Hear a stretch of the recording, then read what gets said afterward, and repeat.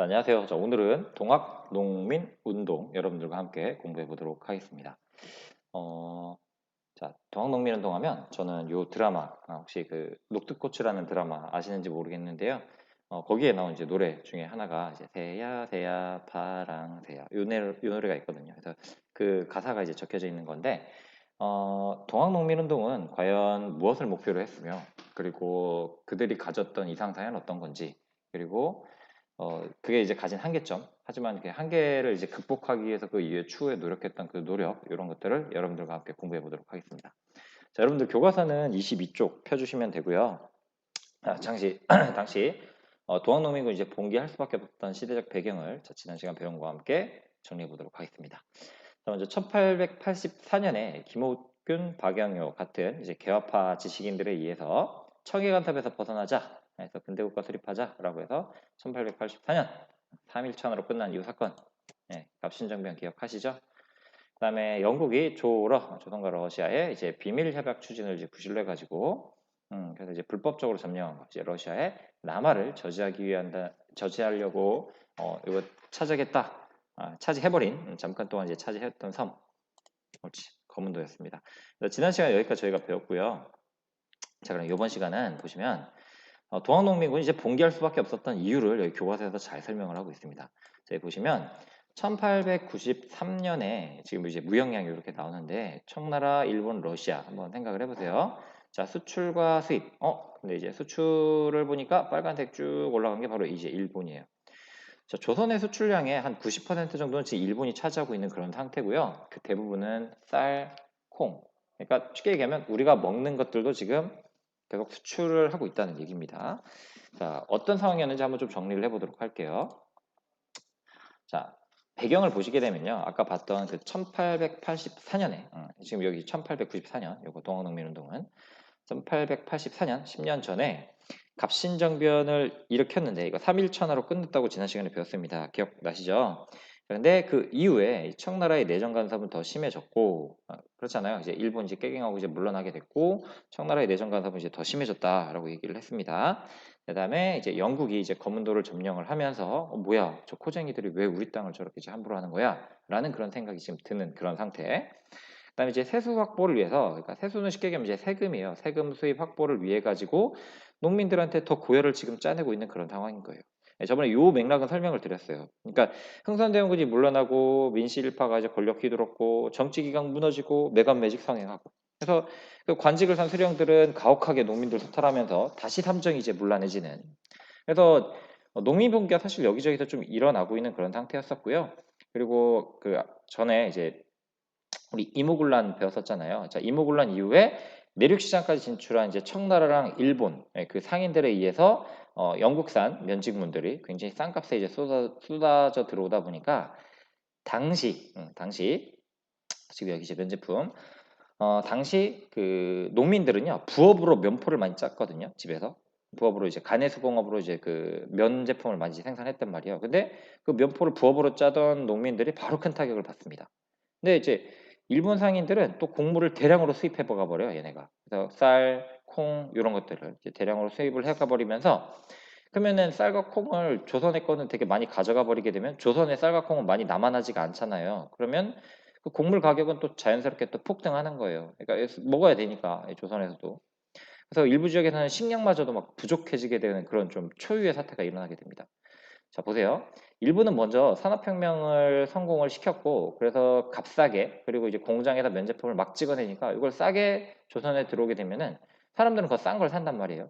그러면 조선은 대신 쌀, 콩, 금, 소가죽 이런 것들을 이제 일본으로 수출을 했는데, 문제는 뭐냐면은 이것들이 수출을 너무 많이 하다 보니까 정작 우리가 먹을 게 부족해지고, 그러다 보니까 가격이 폭등하게 되니까 농민층과 도시의 빈민들은 진짜 공공해지게 됐던 겁니다.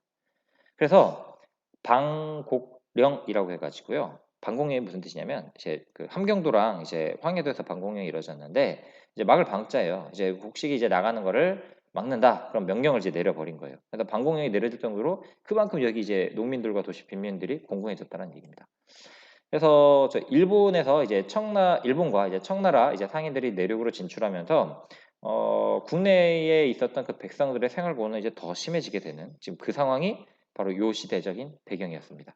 그래서 아유 다 미워 다. 이거 정부도 미워. 그러면서 이제 세금 막 확보해 가려고는 지들이 정치 잘못해가지고 갑신정변 때 그때 그 재물포 조약이랑 이제 막 맺으면서 우리가 이제 갚아야 될 돈이 많아지게 되니까 그 결국에는 또 농민들한테 또 세금을 많이 걷었잖아요. 그래서 정부도 미워. 그리고 저 외놈들도 믿고 청나라 상인도 믿고 이제 외세에 대한 반감도 되게 올라가고 있는 그런 상황이었습니다. 이게 1894년 초입의 그 상황이었어요. 시대적인 배경이었고요. 자, 그럼 이제 동학이라고 하는 게 어떻게 등장을 했느냐를 이제 보시면 자, 교조를 최제후로 한다라고 되어 있어요. 교조가 뭐냐면 이 종교의 조상이에요. 조상. 처음 조상인데 교조 최제후로 처음에 이제 등장을 했는데 이들의 주장이 뭐였냐 하면요. 여기 이제 후천개벽입니다. 후천개벽 들어보셨나요? 후천 다음 세상에서는 이제 개벽해가지고 새로운 세상이 열린다라고 얘기를 주장을 하는 거예요. 이거는 보국안민이라 그래서 보국안민은 뭐냐면은 보국이라고 하는 것은 이제 지킬 보자예요. 그래서 나라를 돕고 도와가지고 백성들을 편안하게 한다라는 그런 의미입니다. 그다음에 척외양창의라고 해서 외놈과 양놈을 배척하고 창의 의병들을 일으키자라는 그런 주장을 했던 게 바로 동학이었어요. 그러면 이 동학이라고 하는 게 동학 학자가 무슨 학자냐면 여기 보시면 아는 것처럼 이제 배울학자 학문할 때 그 학자거든요. 이게 어떤 개념으로 등장을 했었던 거냐면 동학은 쉽게 얘기하면 서학의 반대 개념이에요. 서학이라고 하는 게 여러분들 천주교계는 아시죠? 그래서 천주교가 들어왔는데 걔네랑 사실 좀 비슷해. 비슷한데 근데 그거는 이제 서양의 학문의 개념으로 해서 좀 받아들이기도 싫었고 그리고 이제 받아들일 생각도 별로 없었고 그래서 좀 반감도 있고 이러니까 이제 동학이라고 하는 걸 이제 창시를 했던 거죠. 그래서 이제 동학이라고 하는 이제 종교적인 집단과 그리고 농민이라고 하는 이제 농민층으로 이제 대변되는 이제 서민 집단들이 함께 이제 운동을 했던 걸 이제 동학 농민 운동이라고 보시면 되는데 어 이게 이대교주 이제 최시영이라고 있는데요. 근데 그분이 이제 포접대도 정비하고 포교 활동을 굉장히 활발하게 펼쳐요. 그래서 보통 이제 충청도, 전라도 일대를 중심으로 해가지고 뭐 이제 대규모 집회가 이제 열리게 됩니다. 근데 그 일대 교주가 이제 최재우잖아요. 근데 이제 최재우가 정부의 탄압으로 이제 처형을 당하거든요. 그래서 이 최재우가 억울하게 죽었다라고 해서 이에 이 사람에 대한 이제 누명을 벗겨주자라고 했던 게 이제 교조 신원운동, 이제 교조 최재우의 신원운동, 그의 이제 명예를 다시 우리가 되찾아주자라고 하는 교조 신원운동을 이제 벌이게 됩니다. 포교의 자유도 이제 인정받으려고 하고요. 그래서 이게 이 운동이 처음에는 이렇게 시작이 됐는데 뭐 삼례 집회, 서울 복합 상소, 뭐 보훈 집회 막 이런 걸 통해 가지고 종교적 요구를 넘어 가지고 점차 이제 점점 농민들의 불만이 막 나오기 시작을 해요. 그래서 탐관오리 누숙청해라. 외세는 왜 자꾸 끌어들이냐? 외색을 배척하자. 이런 운동이 이제 등장을 하게 됐던 겁니다. 그래서 이제 대규모 운동으로 이제 발달하게 된 그 전개 과정이 지금 여기 이렇게 적혀져 있습니다. 자, 먼저 첫 번째 전개 과정으로 제가 기록을 해 놓은 건데 자, 지금도 곡창지대 하면은 전라도잖아요. 굉장히 많은 이제 쌀이 이제 나오고 있는데 고부군수 조병갑이라고 있어요. 이제 전라도 곡창지대 이제 고부 지역인데 거기 이제 군수인데 이 군수 조병갑의 비리, 학정 진짜 심했습니다. 진짜 심했어요. 이제 어느 정도로 이제 심했냐 하면 그 만석보라고 있잖아요. 이미 사용하던 보가 있어요. 이제 보라고 하는 거는 물을 이제 가둬놓는 곳인데 거기에 이제 농민들을 이제 강제 동원해가지고 기존에 있던 거를 그냥 헐고 새로운 이제 만석보를 이제 쌓은 거예요. 그러면은 그 물이라고 하는 건 정부 관하에서 이제 관리를 하기 때문에 그 물세라는 거를 또 받거든요. 그래서 그 만석보를 이제 새로 만들어 가지고 그걸 이제 물세를 또 걷어들인 거예요. 그러니까 기존에 있던 거 이제 멀쩡히 있는데 백성들을 강제로 동원해 가지고 만석보를 쌓은 건 물론이고 그리고 거기에서 나는 그 물을 백성들이 쓴다고 또 세금을 또 받아버리는 거죠. 그러니까 되게 그 탐관오리, 전형적인 탐관오리, 이게 나쁜 짓은 정말 많이 했다고 합니다. 그래서 이 불법으로 이제 얻어들이는 이제 조병갑의 이 수익들이 너무 이제 짜증이 난 거예요. 짜증이 나가지고 그 이 전봉준이라고 들어보셨죠? 이제 사발통문이라는 게 이제 여기 등장을 하는데 사발통문이 뭐냐면 요거예요, 요거. 이게 뭐냐면 사발 있잖아요, 사발. 밥사발, 국사발 때 그 사발. 사발을 이렇게 이제 동그라미로 해가지고 여기다 이름을 이렇게 막 적어놓는 거야. 적어놓는 건데, 자 이게 뭐냐면 이 사발 통문에다가 이제 거사를 이제 하려고 이제 모인 거예요. 그래서 이 사발통문을 돌려가지고 동지들을 모은 거지. 야, 우리가 이렇게 이제 거사를 일으킬 거야. 그래서 이거 지금 고부군도 얘 완전 미친놈이야. 완전 진짜 나쁜 놈이야. 그 조병갑의 합정이 지금 심하니까 우리가 봉기를 일으키자. 근데 이름을 이렇게 이제 봉기에 가담하는 사람들 이름을 이렇게 적게 되면은 야, 여기서 누가 대표인지 몰라요. 근데 사실 여기 좀 자세히 보면 이게 전봉준이라고 적혀져 있거든요. 그래서 누군지 이제 못 찾게 하려고 이렇게 이제 사발을 이렇게 대서 이름을 이렇게 적었다 해서 이걸 사발통문이라고 하는데요. 자, 봅시다. 그래서 이제 사발통문을 통해 가지고 이제 고부군도 조병갑의 횡포를 이제 꾸짖었고요. 그리고 이제 불법으로 거둔 곡식을 가난한 사람들한테 다 나눠줍니다. 그리고 억울하게 이제 조병갑한테 이제 세금 안 내? 이러면은 조병갑이 막 옥에도 가두고 그랬거든요. 그래서 옥살이하던 사람들도 풀어주고요. 그래서 그 원성이 그 자자했던 그 만석부 아까 말씀드렸던 그것도 이제 부셔버립니다. 파괴해가지고 그래서 너무 놀라니까 이제 중앙정부에서는 이제 군수도 새로 임명을 하고 그리고 이 사태를 수습하기 위해서 이제 안핵사라고 해가지고 뭐 지금으로는 뭐 감찰관, 뭐 검찰, 특별검찰 뭐 이런 그 안핵사 그 이용태를 이제 파견을 하는데요. 근데 그 문제가 뭐냐면 이용태가 파견을 왔잖아요. 뭐 이제 암행어사급으로 그러니까 이제 그걸 검사하는 특별조사관으로 이제 왔는데 정부가 사교로 그러니까 사교는 이제 사이비 종교로 금지한 동학의 교도들이 이 봉기에 참여했다라고 하면서 그 농민관 봉기 관련자들을 동학교도로 몰아가지고 오히려 더 탄압을 합니다. 그래서 그 오히려 나 농민들야 너네가 좀 과하게 했네라고 하면서 농민들을 가혹하게 탄압하니까 더 화가 난 거예요. 예, 진짜 그 분노가 이제 폭발을 해버린 겁니다. 그래서 요때부터 이제 탈종교운동, 이제 꼭 이제 종교운동만 이제 성격을 띠는 게 아니라 본격 농민운동이 이제 시작됐다라고 이제 평가를 합니다. 자, 이게 바로 고분 농민봉기고요. 그다음에 자, 이제 1차 봉기가 일어납니다. 자, 전봉주는 그래서 전라도에서 가장 큰 동학 교세를 이끌었던 무장, 지금으로 치면 어디냐면 전북 고창인데요. 거기에 이제 손아중 선생님과 함께 이제 농민군을 조직해서 대규모로 이제 봉기를 하게 됩니다. 그래서 1차 봉기 때는 이제 반봉건을 이제 기치로 내걸고 하게 되는데요. 아까 얘기했던 뭐 제폭구민이라든가 아니면은 뭐 보구관민이라서 제폭구민은 뭐냐면은 뭐 여기 안 썼구나. 제폭구민이라고 하는 포악한 자들을 제거해서 구민, 이제 백성들을 구제한다라는 그런 뜻이고요. 보구관민이라고 해가지고 우리 나라를 돕고 백성을 편안하게 한다라는 뜻. 이렇게 해서 1차 봉기를 이제 일으키게 됩니다. 그래서 그런 내용이 담긴 경문이라고 하죠. 이제 우리 싸우자라고 하는 이제 경문을 이제 발표를 해서 사람들 이제 모으게 되는데요. 그 규모가 좀 어마어마해요. 그래서 농민군에는 그 동학 교도도 있었고 그때 당시는 그리고 일반 농민이 이제 더 많이 참여하게 되면서 그 전에 이제 제기했던 탐관오리를 제거하자, 조세수탈을 좀 시정하자라는 주장을 하게 됩니다. 농민군이 전주 감명에서 이제 파견된 진압군을 이제 황토현이라고 하는 곳에서 이제 관군과 이제 싸우게 되는데 이게 승자예요. 이길 승자예요. 그래서 황토현에서 물리칩니다. 이 황토현이 어디냐면 지금 전북 정읍에 위치해 있는데요. 자, 이 정부군을 좀 남쪽으로 이제 유인하면서 정읍 고창까지도 막 점령을 해버리고요. 나중에 이제 4월 하순쯤 돼서는 이제 황토현 말고 이제 황영촌 전투라고 해가지고 거기서도 또 정부군을 계속 이겨버려요. 그래서 계속 이겨. 그러니까 지금 아까 그 황토현 전투 이기고 그다음 황영청 전투 또 이기고 그다음에 4월 하순쯤부터는 아예 정부군을 크게 격파한 이후에 전주성을 점령합니다.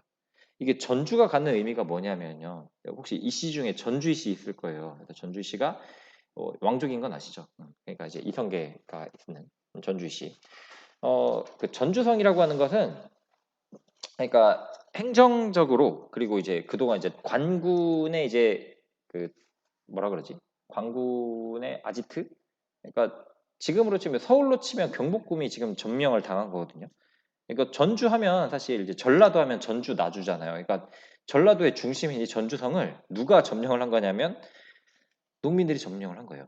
동학농민운동 하는 이 농민군들이 점령을 했던 거고 그래서 야 이거 상태가 좀 보통이 아닌데? 라고 이제 전주성이 함락됐다는 이 소식을 들은 정부는 또 뻘짓을 합니다. 또 뻘짓을 하는데 진짜 좀 이 얘기 할 때마다 좀 짜증나는데 정부는 또 우리나라 이 농민들을 지들이 이제 오합지졸이었잖아요. 그러니까 어떻게 농민한테 져? 농민한테 지는 그 군대가 군대입니까? 근데 이게 너무 놀라니까 정부는 또 어디다가 우리 지난번에 했던 거랑 똑같아요. 이제 갑신정부 때 했던 거랑 이모군란 때 했던 거랑 똑같아요. 또 이번에도 청에다가 원병을 요청합니다. 어우 답답해. 청에다가 또 원병을 요청하니까 지도 가지고 좀 설명을 하면 좋은데 자, 계속 이겨버려요. 계속 이겨버려. 농민군이 1차 봉기하고 그다음 뭐 2차 봉기 막 이렇게 나오는데 계속 이겨버리니까 전수정을 점령하니까 자 이제 청군한테 이제 요청을 해가지고 야 우리 농민들 좀 잡아줘라고. 진짜 민씨가 정말 너무 얄밉죠. 민비가 진짜 너무 얄밉습니다. 그래서 청군이 이제 아산만을 통해 가지고 상륙을 합니다. 근데 이거를 조선의 상황을 주시하던 게 청군만 있는 건 아니거든요. 일본이 있었잖아요. 얘네도 일본도 공사 강한 그 뭐 거리민 보호를 이제 규정한 재물포고 조약 그걸 구실로도 했고 텐진 조약으로 기억하시죠. 그래서 야 너네 가면은 나한테도 얘기해줘라고 보고 기억하시죠. 그래서 얘네가 상륙하니까 그 다음날 이제 또 바로 상륙을 해요. 또 하필 5월 5일 날 왔네. 자 이제 예기치 못한 이 상황에 직면한 이제 농민군. 자 생각을 해봅시다. 야, 우리는 진짜 아름다운 세상. 얘가 이제 탐관오리 없고 세금을 좀 제대로만 좀 걷어달라. 그리고 이제 그런 정도 얘기를 했는데 그러면서 이제 싸우다 보니까 이제 이겨버렸어. 근데 예기치 못한 상황에 직면한 거지. 자, 정부와 정치를 개혁을 해주십시오. 라고, 야, 우리는 지금 외세가 들어와가지고 우리 땅에서 진짜 얘네가 막 전쟁이라도 하면 어떡해. 그럼 우리 때문에 했다고 할 거 아니야. 그런 걸 원하진 않는다. 라고 하면서 전주에서 화약을 맺습니다. 화해하는 약속을 이제 맺어요. 그래서 전조약을 맺을 때, 야, 그러면 적어도 다른 지역은 모르겠지만 이 전라도 지역만이라도 우리가 꿈꾸던 세상 한번 좀 해보도록 하겠다라고 하면서 농민군은 전라도 각 지역에다가 이제 집강소라고 하는 걸 이제 설치를 하게 됩니다. 보세요. 자, 이제 농민군의 진압을 위해 가지고 청나라 SOS 하니까 일본이 원 플러스 웬의 개념으로 이제 텐진 조약 때문에 이제 같이 파견을 하게 됐다고 했죠. 그래서 자, 야, 일단 얘네 철수하자. 왜냐? 야, 우리가 철수하지 않으면 농민군이 철수하지 않으면 진짜 야, 청나라랑 일본이 우리 땅에서 싸울 수 있다라고 생각을 하면서 일단 철수합시다. 대신 철수할 때 조건이 있어요. 정부한테 얘기를 하는 거죠.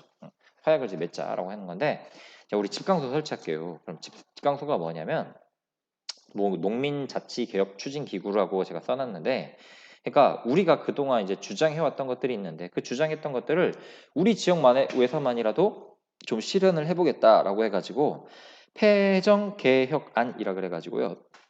폐정개혁안이라 그래서 아, 자 이제 부정부패를 이제 없애고 그리고 부호들의 횡포도 좀 없앱시다. 그리고 우리 진짜 평등한 세상 한번 만들어 봅시다. 신분제도 좀 폐지해 주시고요. 과부의 재가도 좀 허용해 주세요라고 이제 요청도 했고요. 토지 개혁도 합시다. 이제 토지 개혁이 이제 그 농민들 입장에서는 우리 왜 그 전에 갑신정변 같은 경우에는 위로부터의 개혁이었다면 그들은 좀 있는 사람들 그리고 이제 좀 엘리트층이 이제 주도를 했기 때문에 농민들의 좀 고충이 좀 잘 반영이 안 됐죠. 근데 여긴 농민들의 고충이 이제 바로 나타나죠. 토지 개혁합시다. 그리고 토지는 균등히 나눠서 경작하게 해서 농민들이 좀 잘 먹고 잘 살게끔 해줍시다라는 그런 주장이 등장을 해요. 그리고 일본 침략 없앱시다. 외화 통화자는 엄중히 징벌합시다. 부정하는 세금도 좀 하지 말도록 합시다라고 해서 폐정 개혁안 12개조를 이제 주장을 하게 됩니다. 그래서 이제 집강소를 설치를 해서 자 우리는 이제 평화를 원한다. 그래서 야 우리 너네랑 더 싸우는 거 원치도 않고 그리고 외세가 들어가지고 우리 땅에다 판치는 것도 보기를 원하지 않아라고 하면서 그 집강소를 설치해서 그들만의 주장을 실현하려고 노력을 합니다. 자, 여기까지 폐정개혁안이었습니다. 그래서 정부도 이 전조약을 체결을 해요. 체결을 해요.